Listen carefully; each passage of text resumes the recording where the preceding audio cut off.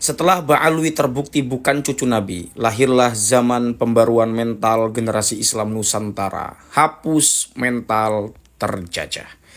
Ini tulisan terbaru dari Kiai Haji Imaduddin Utsman Al-Bantani. Kita langsung baca saja. Mungkin akan saya sedikit action, tapi ini terlalu panjang ya supaya tidak berlama-lama ya.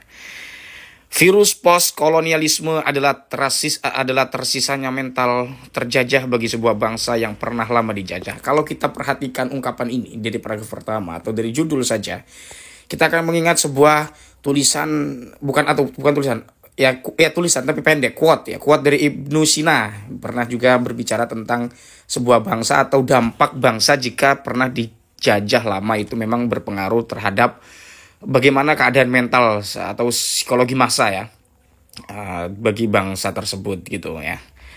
Ia tidak segera hilang dari seluruh bangsa secara merata bersamaan dengan kemerdekaan yang telah diraih yang diperjuangkan para pahlawan bangsa. Bagi para pejuang, ia tetap merdeka bahkan ketika negerinya yang tercinta diduduki bangsa lain serta mayoritas saudara-saudaranya yang sebangsa masih sebagai budak bangsa lain. Tapi bagi selain pejuang, ia masih terjajah bahkan ketika negaranya telah merdeka. Regresi mental terjajah yang terjadi pada sebagian umat Islam Indonesia hari ini merupakan sisa-sisa dari bayang-bayang bawah sadar bayang-bayang bawah sadar ya. Panasan tadi kalau di bawah nggak enak ya. Bawah saya salah baca ya. Dari bayang-bayang bawah sadar masa penjajahan. Ia kemudian dieksploitasi sedemikian rupa oleh penerus ideologi penjajah atau kita sebut kemudian dengan kacung londo. Yang mengetahui kelemahan itu, tanpa harus bekerja keras, kacung londo bisa menikmati lebih dari apa yang didapat mereka yang membanting tulang.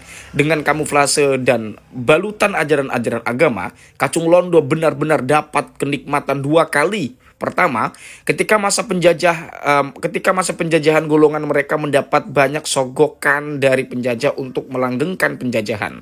Setelah mereka mendapat kehormatan sebagai para individu yang mendapat kehormatan karena ada legitimasi semu faham keagamaan. Sementara para budak-budak itu tetaplah budak sejak masa leluhurnya sampai sekarang. Dulu luhurnya dieksploitasi jiwa dan raganya dengan ancaman kekuasaan. Kini mereka dieksploitasi jiwa dan raganya dengan ancaman faham keagamaan semu. Ingat ya, faham keagamaan, bukan agama itu sendiri. Ya. Jadi faham keagamaan tentang bagaimana interpretasi orang tentang agama, bukan agama sebagai yang ansih ya.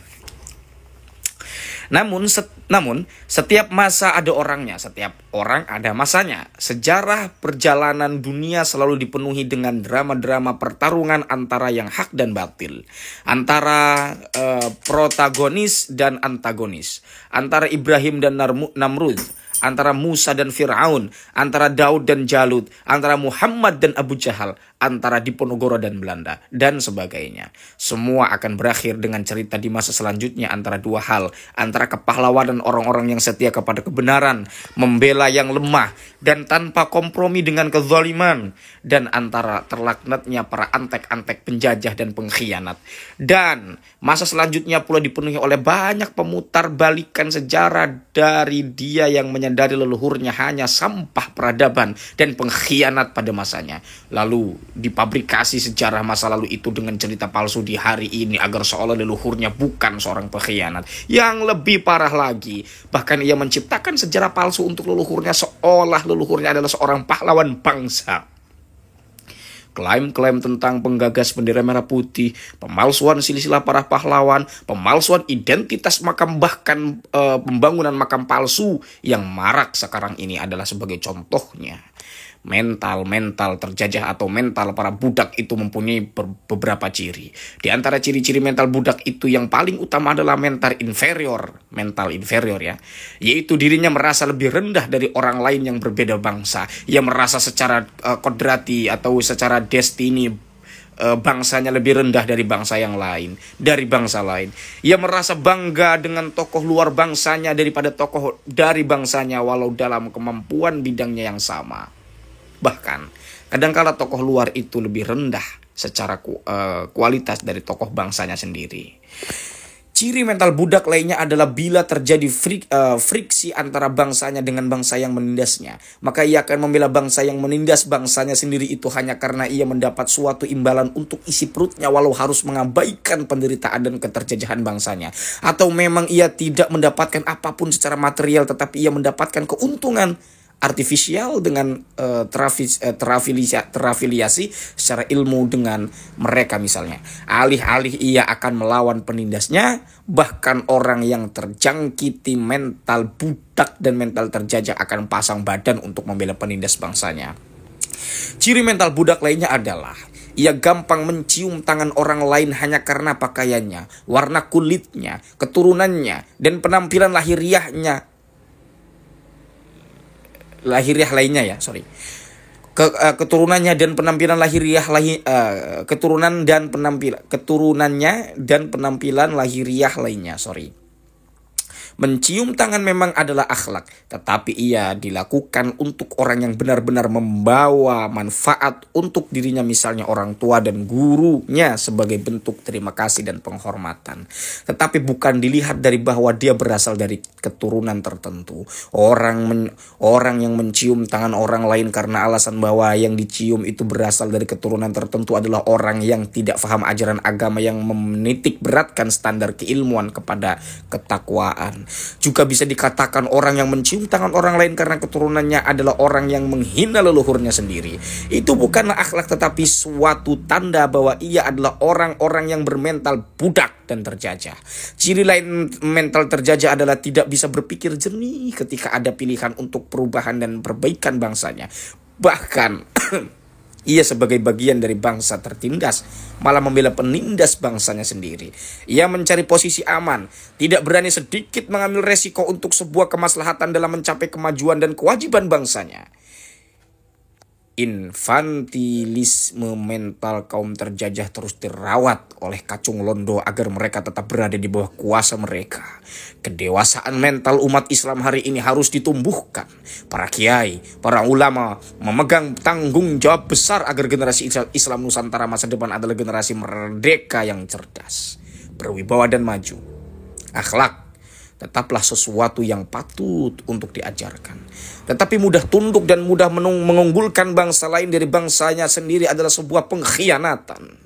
Diskursus nasab ba'alu yang telah selesai dengan kesimpulan bahwa mereka bukanlah keturunan baginda Nabi Muhammad SAW adalah suatu momentum strategis untuk mengkaji ulang berbagai macam dogma yang ternyata membuat destinasi tumbuh suburnya mental terjajah yang membawa stagnasi pemikiran dan kemajuan generasi Islam Nusantara. Faham-faham keagamaan tentang menghormati orang lain karena keturunan yang bukan ma'lumun minaddin bid-darurat, ajaran pasti dari agama, saatnya kini diverifikasi relevansinya dari sisi aksiologis dan pragmatisnya.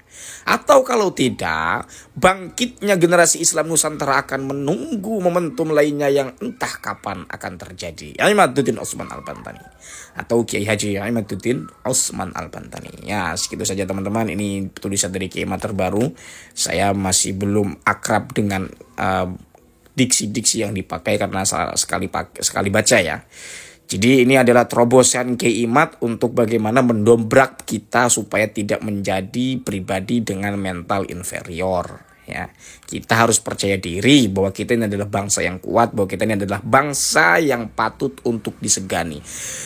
Bukan untuk tafakhur, bukan untuk berbangga-bangga bahwa kita bangsa terbaik, tidak. Tapi paling tidak kita percaya diri bahwa kita percaya diri itu adalah sebagai rasa syukur kita bahwa kita ini adalah makhluk sempurna, ciptaan Tuhan.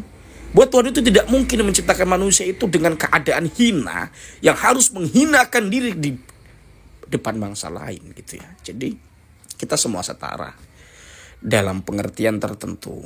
Apa yang membedakan manusia dengan manusia lain itu berbeda. Level kecerdasan, kebermanfaatan atau pengaruh kontribusinya itu kan. Itu berkaitan dengan kecerdasan, amalia, niat baik dan semuanya budi pekerti ya. Tentang level ketuhanan ya bagaimana takwanya, semudah itu. Ya, makanya jangan tolol. Ya itu saja teman-teman yang bisa saya sampaikan. Mohon maaf jika ada kata-kata saya yang salah, mohon direvisi dan semacamnya. Tapi apapun itu, salam cinta damai untuk NKRI, harga mati kita tercinta. Wallahu huwal muwaffiq ila aqwamit thoriqin. Wassalamualaikum warahmatullahi wabarakatuh.